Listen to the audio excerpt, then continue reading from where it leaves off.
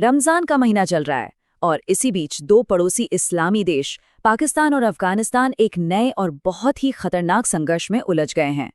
तो चलिए आज समझते हैं कि ये पूरी आग भड़की कैसे। तो देखिए, इस पूरे तनाव की शुरुआत एक बहुत ही नाटकीय घटना से होती है। हुआ ये कि अफगानिस्तान के जो बड़े बड़े शहर हैं उन पर बड़े पैमाने पर हवाई हमले किए गए। और ये कोई छोटी मोटी सीमा की झड़पें नहीं थी, नहीं, ये हमले सीधे अफगानिस्तान की राजधानी काबुल और कंधार जैसे बड़े शहरों पर हुए थे। अब इससे अंदाजा लगाया जा सकता है कि मामला कितना गंभीर है। और इन हमलों की जो मानवीय कीमत है वो वाकई चौंकाने वाली है। जो रिपोर्ट्स आ रही हैं उनके मुताबिक 133 लोगों की जानें गईं। ये आंकड़ा अपने आप में इस संघर्ष की भयावहता को बताता है। तो सबसे बड़ा सवाल यही उठता है ना, कि आखिर एक सीमा का विवाद किसी देश की राजधानी पर बमबारी तक कैसे पहुंच गया। समझने के लिए हमें घटनाओं के सिलसिले को देखना होगा। अब बात करते हैं उस चिंगारी की जिसने इस आग को भड़काया। ये चिंगारी जुड़ी है पाकिस्तान के उस कारण से जो उसने अपनी मिलिट्री एक्शन के लिए दुनिया को बताया। तो हुआ क्या, देखिए, 6 फरवरी को इस्लामाबाद में एक बमबारी होती है। इसके जवाब में पाकिस्तान 21 और 22 फरवरी को पहले हवाई हमले करता है। और पाकिस्तान का कहना था कि इन हमलों के पीछे अफगानिस्तान में बैठे आतंकवादी हैं और इसी वजह से उनकी ये कार्रवाई बिल्कुल जायज़ है। और यहीं पर दोनों तरफ की कहानियां एकदम अलग हो जाती हैं। एक तरफ पाकिस्तान है जो कहता है कि हमने सिर्फ टेररिस्ट सेंटर्स को निशाना बनाया, वहीं दूसरी तरफ अफगानिस्तान का दावा है कि ये बम तो आम लोगों के घरों पर गिरे और इसमें बेगुनाह नागरिक मारे गए। अब अफगानिस्तान की तरफ से जो सैन्य जवाब आया उसने इस एक तरफा हमले को पूरी तरह से एक बॉर्डर वॉर में तब्दील कर दिया। अफगानिस्तान ने पहले ही कह दिया था कि इसका उचित जवाब दिया जाएगा और उन्होंने अपना वादा निभाया भी।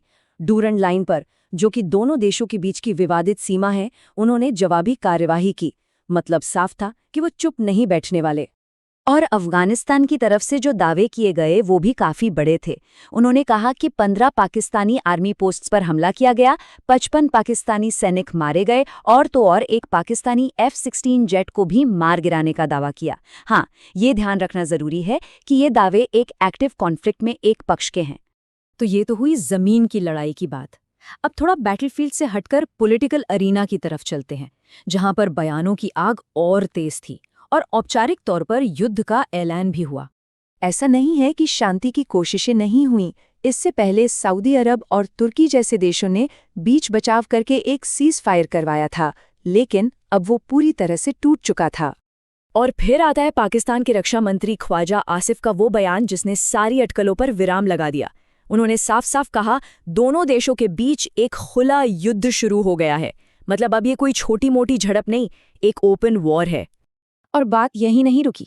उन्होंने एक और बड़ा आरोप लगाया जिसमें भारत का जिक्र था। उन्होंने कहा अफगानिस्तान भारत की एक कॉलोनी बन गया है। जाहिर है, इस बयान से इस पूरे संघर्ष में एक नया एंगल जोड़ने की कोशिश की गई। इसके बाद उनका एक और बयान आता है जो पाकिस्तान का इरादा साफ कर देता है। उन्होंने कहा, इस बार हम तालिबान को खत्म कर देंगे। तो पाकिस्तान ने इस नए फेज में अपना अंतिम लक्ष्य भी बता दिया। अब इस पूरे संघर्ष को अगर रणनीतिक नजरिए से देखें तो एक बात बहुत साफ नजर आती है, और वो है दोनों देशों की ताकत में एक बड़ा असंतुलन। देखिए, अफगानिस्तान की स्ट्रेटेजिक पोजीशन काफी कमजोर है। उनके पास कोई फंक्शनल एयरफोर्स नहीं है, मतलब वो जवाबी हवाई हमले नहीं कर सकते। उनके पास कोई बड़े स्ट्रेटेजिक एलाइज यानी ताकतवर सहयोगी भी नहीं है। ना यूरोप से कोई सैन्य मदद मिल रही है, ना अमेरिका से, और भारत का जो समर्थन है वो मिलिट्री सपोर्ट नहीं है। तो जब इन सभी बातों को एक साथ रखकर देखते हैं तो ये संघर्ष एक तरफा या एसिमेट्रिक नजर आता है। मतलब एक ऐसा संघर्ष जहां एक पक्ष के पास सैन्य ताकत का पलड़ा बहुत बहुत भारी है। और ये सारी बातें हमें एक बहुत बड़े सवाल के सामने लाके खड़ा कर देती हैं। जब ताकत का संतुलन इतना ज्यादा एक तरफा हो तो फिर शांति का रास्ता निकलेगा तो कैसे निकलेगा, और इस पूरे क्षेत्र का भविष्य क्या होगा।